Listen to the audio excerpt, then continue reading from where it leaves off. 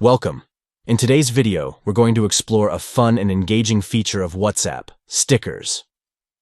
Stickers can add a personal touch to your messages, allowing you to express emotions and reactions in a lively way. If you've never sent a sticker before, or just want a quick refresher, you've come to the right place. Let's dive right into how to send a sticker on WhatsApp with this step-by-step guide. Step 1. First things first. Open WhatsApp on your Android device. Whether you're using a new phone or an older model, finding the app should be a breeze. Step 2. Next, navigate to the group or chat where you want to send the sticker. You can choose any conversation you like, whether it's friends, family, or colleagues.